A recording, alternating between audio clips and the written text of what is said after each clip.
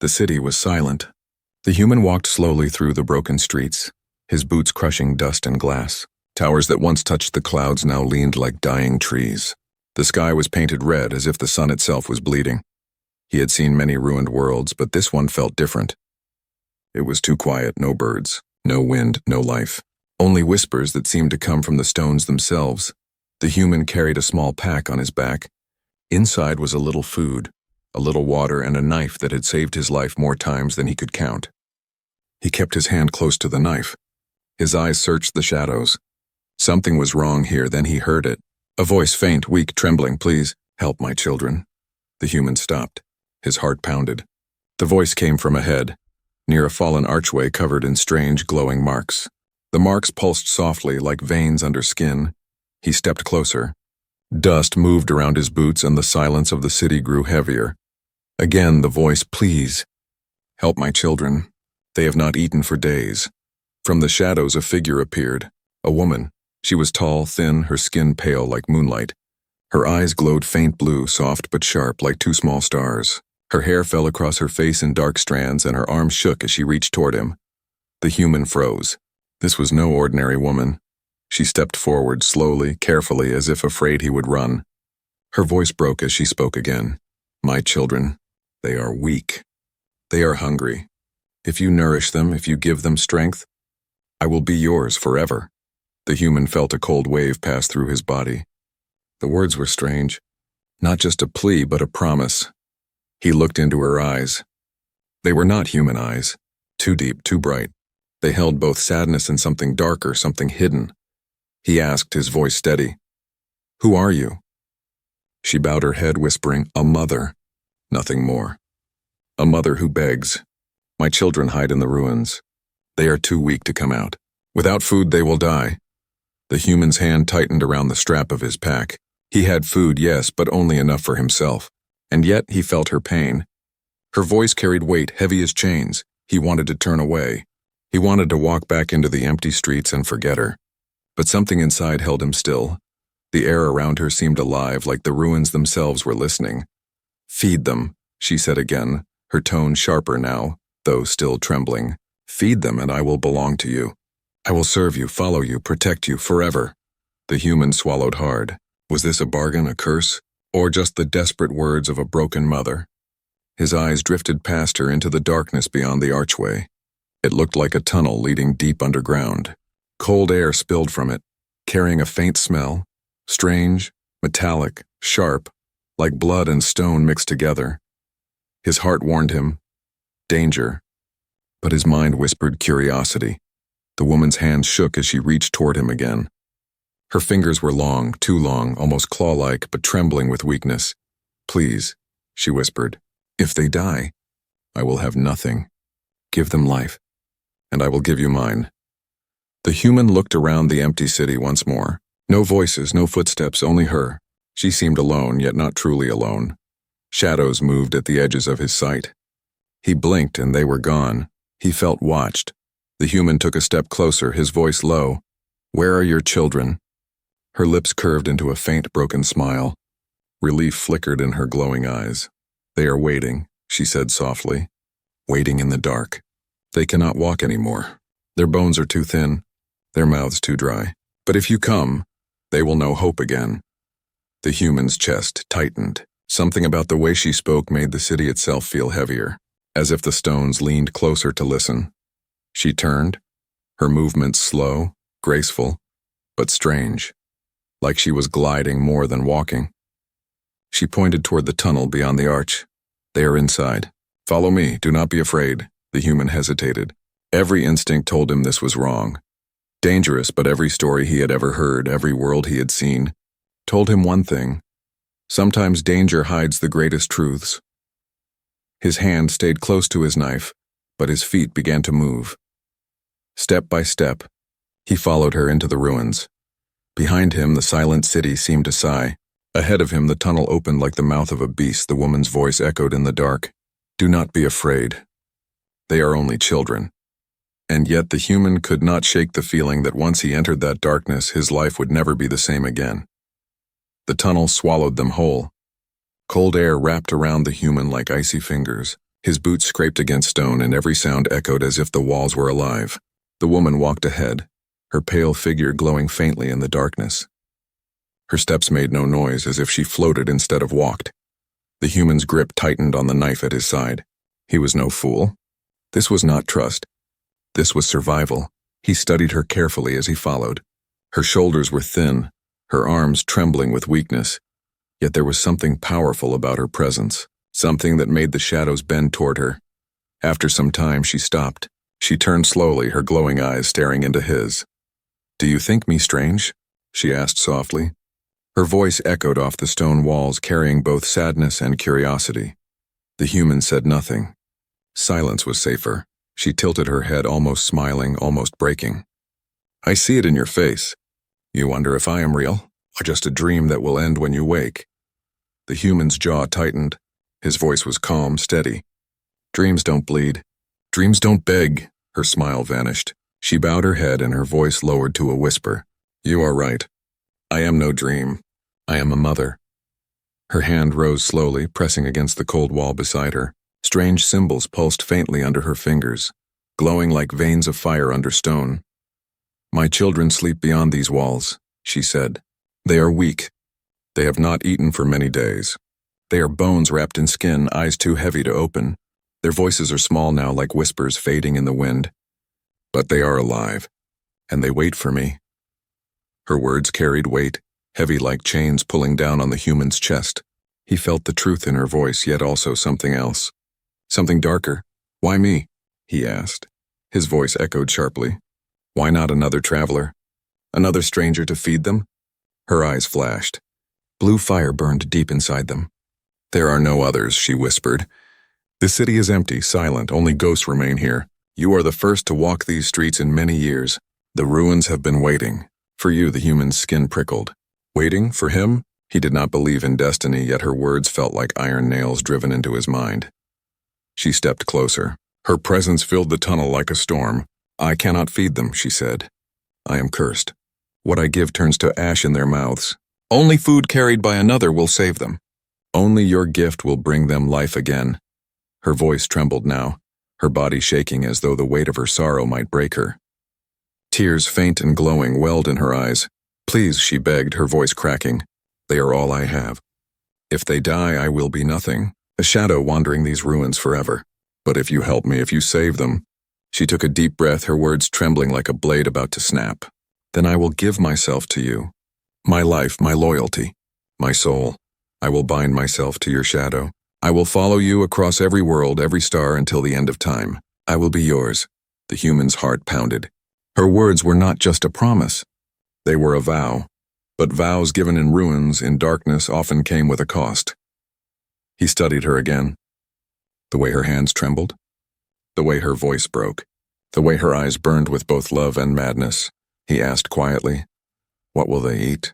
Her head lifted sharply. For a moment silence filled the tunnel. Then slowly her lips curved into a faint broken smile. "They will eat what you give them," she said softly. "Bread, water, meat, blood, life itself. Whatever you offer, they will take. But they must eat soon, or they will fade and I will fade with them." The human's chest tightened. Bread and water he had. But the way she said blood made his skin crawl. She stepped closer again, her face pale and sharp in the dim light.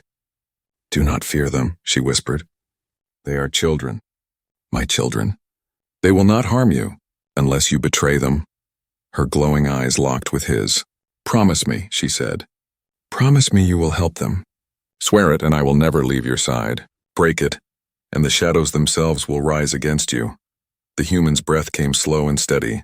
He had made promises before. Some he had kept. Some had nearly killed him. Now he stood in a dead city, in a tunnel carved by hands long gone, staring into the eyes of a woman who was not human, hearing her beg for the lives of her starving children. Her voice softened once more, almost breaking. "Please," she whispered. "My children are waiting. Do not let them die, feed them, and I will be yours forever." The tunnel grew colder. The walls seemed to lean closer. In the darkness beyond, faint whispers stirred, voices too weak to be clear. The human's hand tightened on his knife, but his other hand drifted slowly to the pack on his back. Inside lay food, his life. Enough to keep him alive for days. He stared into the woman's glowing eyes, and he wondered, if he gave, would he save them? Or would he be feeding something far more dangerous than hunger? The human followed the woman deeper into the tunnel. Each step seemed heavier than the last, as though the stone floor itself tried to hold him back. The air grew colder, sharper, biting at his skin. His breath fogged in front of him, thin white clouds that quickly vanished into the dark. The woman moved ahead, her pale glow faint but steady, guiding him like a ghost. She never looked back, yet somehow she knew he was still behind her. Her long hair swayed with each step, brushing the shadows as if she was part of them. The human's hand stayed close to his knife. His other hand gripped the strap of his pack tightly. Inside, his food felt heavier than ever, like it already belonged to someone else. The tunnel twisted like the throat of a beast. Strange carvings covered the walls, symbols that glowed faintly, pulsing like slow heartbeats. The human brushed his fingers against one as he passed. It was warm, too warm. He quickly pulled his hand away. The woman's voice drifted through the darkness, soft but sharp. "Do you hear them?" The human stopped, listening. At first he heard nothing but his own breath and the faint drip of water far away. Then slowly he noticed it, whispers. Soft, broken, overlapping, voices that did not belong to the tunnel. Children's voices. They were weak, almost fading like dying embers. He could not understand the words, but he felt the hunger in them. The desperation. The woman turned her head slightly, her glowing eyes catching the dim light. "They call for me," she whispered. "But I cannot answer them, not yet. Soon, when you see them, you will understand." The human's jaw tightened. His steps grew slower, his eyes scanning every shadow. The whispers grew louder as they walked, echoing like small hands tapping against stone. The tunnel opened suddenly into a wide chamber. The ceiling stretched high, cracked with roots of black stone. Faint light spilled in from holes above, casting the room in broken patterns of shadow. At the center stood something strange, an altar of black rock, carved with the same glowing symbols. Around it, the air shimmered faintly, as if heat rose from invisible flames. The human stopped, his body tense. His instincts screamed, "Danger!" The woman, however, walked forward gracefully, her hands brushing against the altar. She turned to him, her eyes burning brighter. "This place is old," she said softly. "Older than me, older than you. It was built for one purpose only, to keep them safe." Her fingers traced the glowing carvings. "When the city above fell, this place kept breathing. It hid my children from the fire, from the hunger of men, from the silence of death. But now even this place cannot save them. They need you." The human looked around. The shadows seemed thicker here, clinging to the walls, shifting when he tried to focus. He felt eyes on him, many eyes, watching, waiting. His voice was steady but cold. "Why should I trust you?" Her expression did not change. She bowed her head and her voice softened. "Because I have nothing else. I cannot feed them. I cannot save them. Only you can." She lifted her head again, and for the first time her voice cracked with anger. "Or will you let them die? Will you turn your back on children who have done nothing but suffer?" The human's hand tightened on his knife. He had seen suffering before. Whole planets broken, families lost, lives burned away by war and hunger. He had learned not to carry every burden or he would break, but this was different. He could not explain why, but her words cut deep. The whispers grew louder. He turned his head, scanning the chamber. The shadows trembled. Shapes moved at the edges of his sight, small, thin, crawling along the floor. He blinked and they vanished. He took a step back. His heartbeat pounded in his ears. The woman moved closer to him. Her voice dropped to a whisper, low and trembling. "They are near. They smell the life you carry. Do not fear them. They will not harm you, unless you give them reason to." The human's eyes narrowed. "What do they eat?" Her lips curved into that faint, broken smile again. "They eat what you offer, food, flesh, breath, it does not matter. All things carry life, and life is what they need." The human's chest grew tight. He reached back, touching his pack.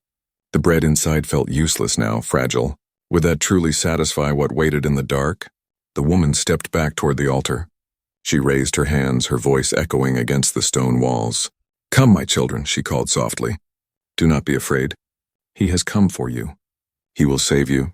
The whispers sharpened. The shadows grew thicker. From the cracks in the stone floor, from the holes in the walls, from the edges of the chamber, they began to crawl. Pale shapes thin as skeletons, eyes glowing faint like dying stars. Their limbs were long and fragile, their movements slow and broken. One dragged itself across the floor with arms too thin to carry its body. Another clung to the wall, its glowing eyes locked on the human. They whispered as they moved, their voices soft but sharp. The sound pierced into his head, pressing against his thoughts. The human stepped back, his knife now drawn. His heart raced. The woman looked at him with desperate eyes. "Do not fear," she said again. "They are only children." But as the pale shapes drew closer, their eyes glowing brighter, their mouths opening to reveal sharp, broken teeth, the human felt the truth in his chest. Children, yes. But not human children, not anymore. The chamber shook with whispers. The human stood still, his knife in hand, as pale figures crawled from every shadow. The woman's glowing eyes never left him, as if watching not his fear but his choice. The first child dragged itself forward, thin arms scraping against stone. Its bones jutted through its skin like sharp rocks under cloth. Its mouth hung open, showing teeth too long, too jagged for any child. Its eyes glowed faint blue, the same as the woman's, but weaker, like fading sparks. Another appeared, climbing down the cracked wall like a spider. Its limbs bent at strange angles, its fingers too long, its nails scratching deep lines into the stone. Its whisper brushed the human's ears, a sound like broken glass sliding across metal. More came, crawling, limping, pulling themselves across the floor, their bodies shaking with hunger. The human's breath slowed, steady but heavy. His mind screamed for him to run, but his legs held still. If he ran now, the tunnel behind him would swallow him whole, and these creatures would chase until there was nowhere left to go. The woman raised her arms. Her voice echoed in the chamber like a hymn. "My children, do not be afraid. Here is the one who will save you. Here is the one who will bring you life." The whispers grew louder, layered, filling the human's head until it felt like claws scratching inside his skull. He tightened his grip on the knife, his knuckles white. One of the creatures stopped just before him. Its chest rose and fell in sharp, shallow breaths. It lifted its head slowly, and its glowing eyes locked onto his. For a moment its whisper softened, clearer than the rest. "Hungry." The word was broken, trembling, but it was enough. The human felt his stomach twist. This was no simple trick of sound. They were speaking, weak but real. The woman lowered her arms and stepped closer to him. Her face was calm, almost gentle, though her eyes burned with intensity. "They are children," she whispered. "They are starving. Do not fear their teeth. Hunger makes all creatures sharp." The human said nothing. His eyes never left the crawling figures. The woman moved to his side, her voice lowering so only he could hear. "Give them what you can. A piece of bread. A drop of water. They will take it. They will live. And in return, they will remember you. Forever."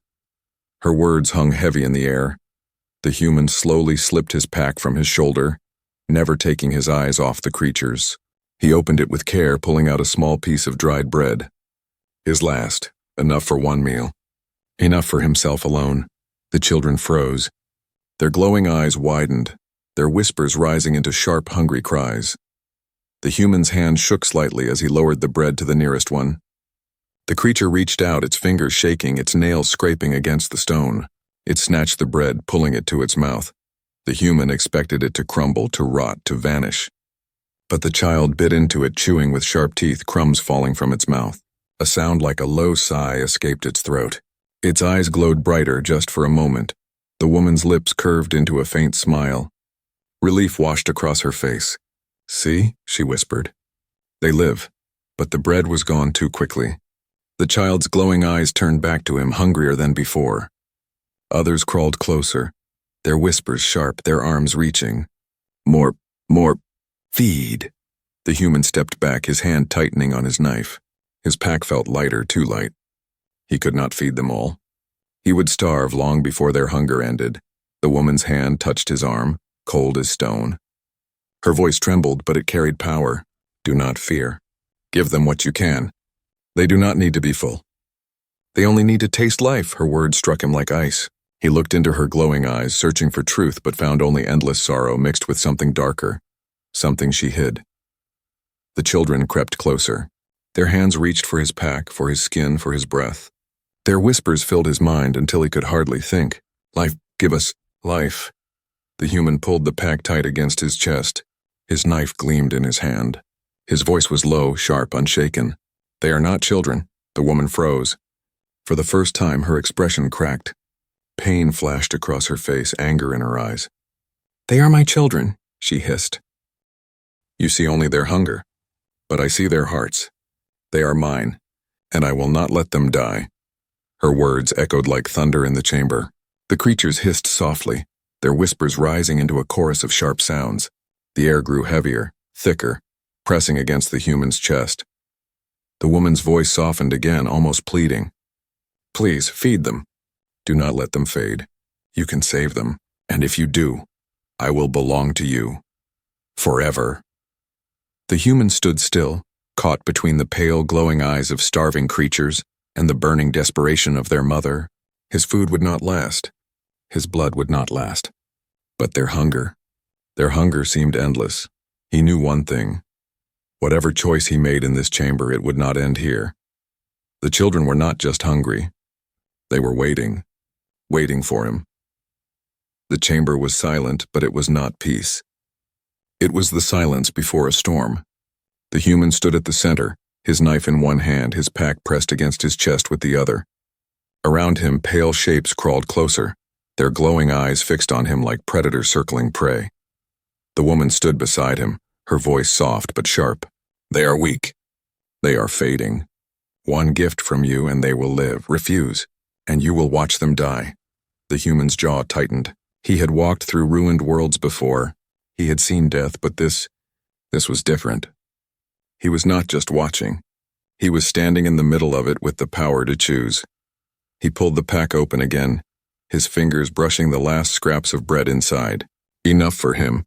Maybe enough for one of them, but not for all. Never for all. The whispers pressed against his mind, sharper now, desperate. Give us, feed us, life. One of the children crawled forward, its bones shaking under its thin skin. Its glowing eyes flickered like a dying flame. It reached out a trembling hand toward him, fingers twitching as if even that small movement cost it all its strength. The human felt his chest tighten. Pity gnawed at him, but so did fear. He knew what hunger could turn a creature into, and he could see it in their teeth, their eyes. These were not harmless mouths waiting for bread. They could devour more than food. He looked at the woman. If I feed them, will it end?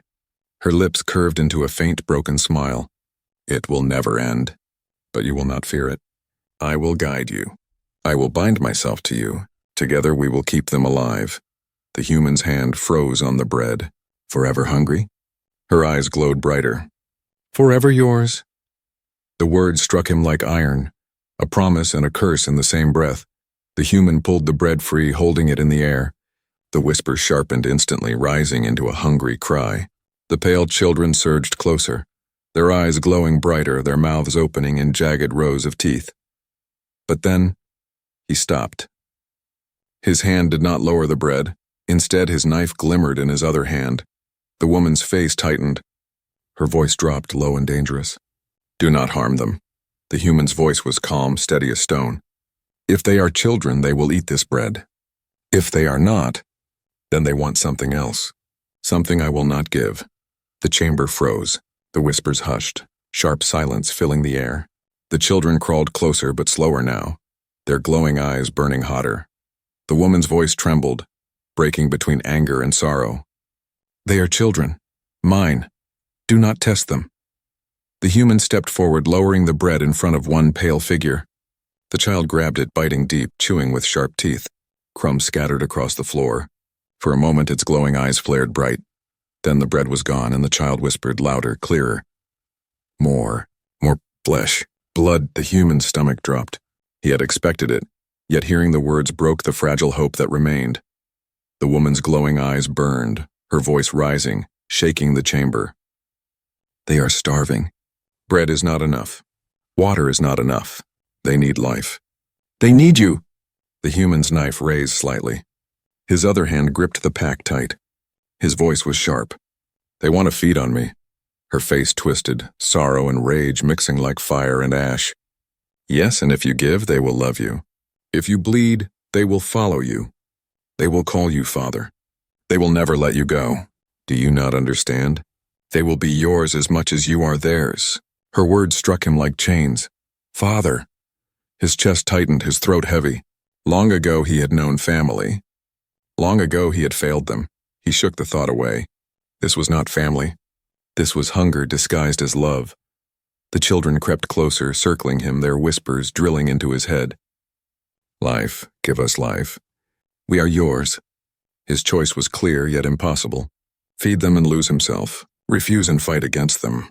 Or walk away and let them starve. The woman moved closer, her hands trembling as they reached for his arm. Please, she whispered. If they die, I die.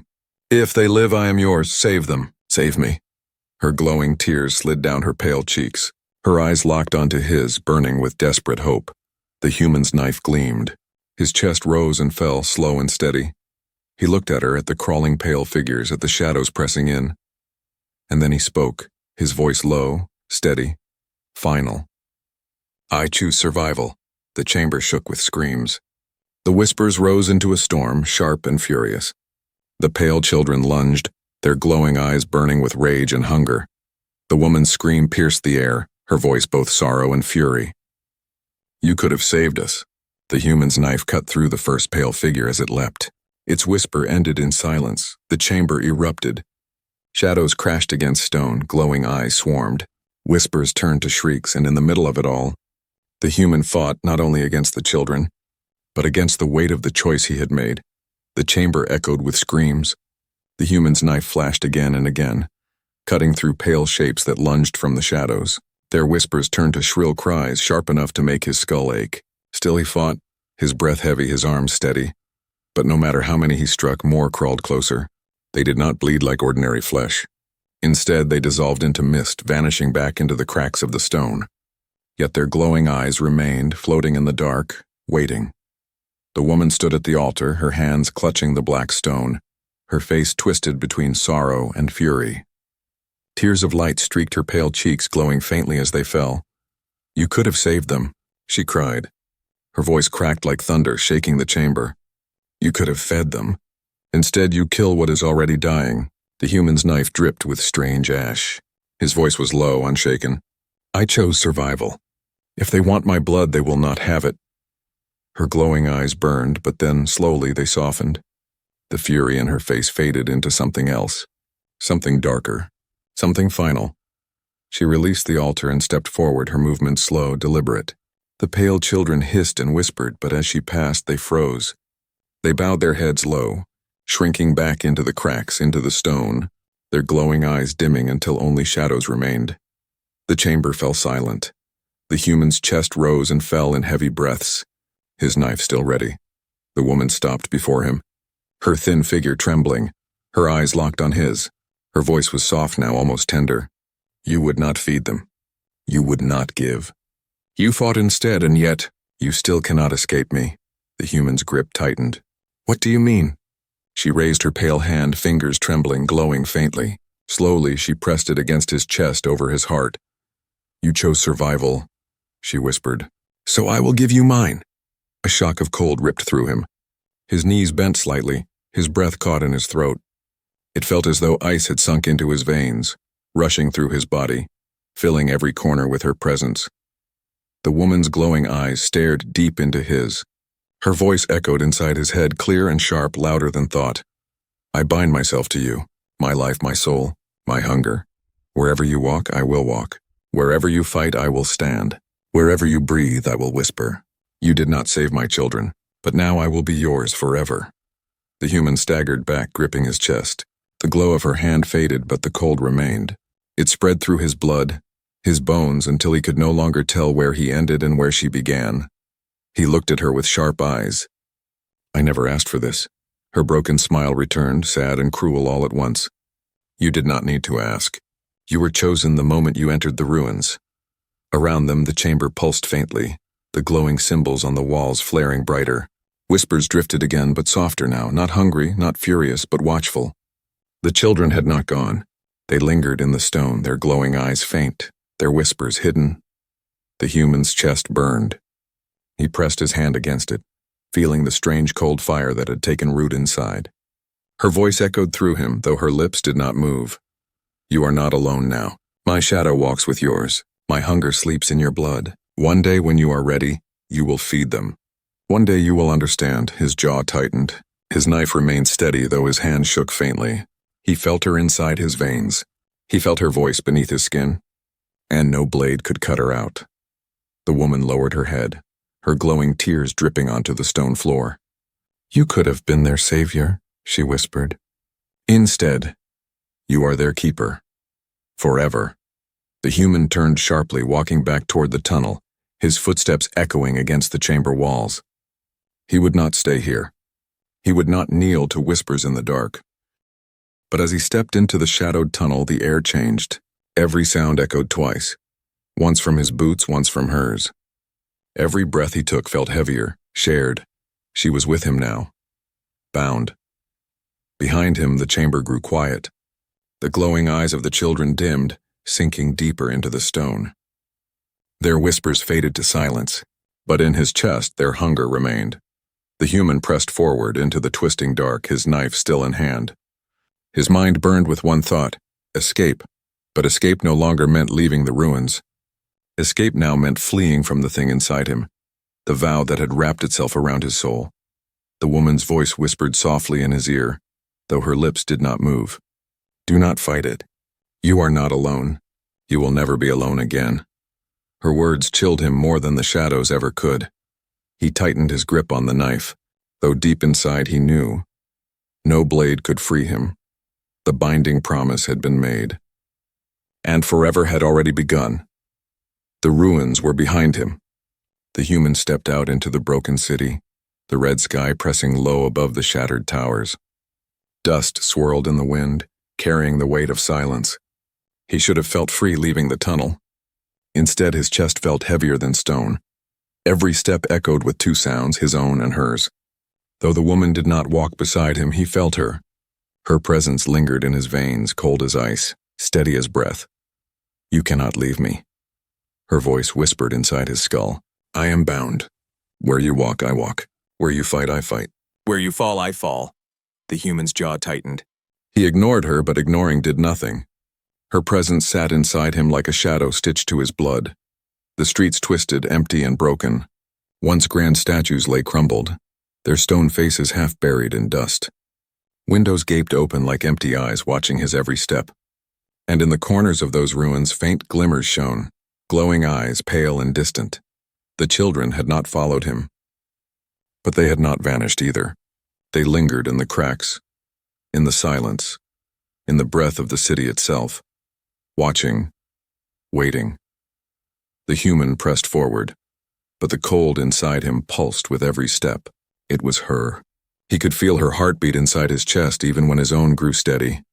You chose survival, her voice whispered, softer now, almost tender, so I will help you survive. My shadow will strike with yours. My hunger will feed your strength. You will never fall again. Her words were not comfort. They were chains. He stopped at a broken fountain, its water long gone, its basin filled with dust. He crouched, resting his knife across his knees. His reflection shimmered faintly in the cracked stone, and he saw it, her face faint behind his own. Pale glowing eyes staring back at him through his reflection. You are mine now, she said, though her lips did not move. And I am yours, his fist clenched tight. I didn't ask for you, her faint reflection smiled. Forever does not ask. The human rose quickly, gripping his knife. The air around him shifted, colder, heavier. Shadows deepened between the ruins, stretching longer than they should. He knew then this city would never let him go. Not truly. He began to walk again, heading toward the edge where the city met the desert wasteland beyond. His pack felt lighter now, nearly empty, but the true weight pressed inside him, crawling through his blood. Hours passed. The red sky grew darker, sinking into black. Strange stars glimmered above, sharp and cruel. The desert spread wide before him, endless dunes glowing faint under the alien moonlight. Still, her presence remained. Still, her voice whispered. They will call to you again, she said. Not here, not now. But one day when your path is darkest, when your body is weakest, their hunger will rise, and you will remember me, and you will feed them.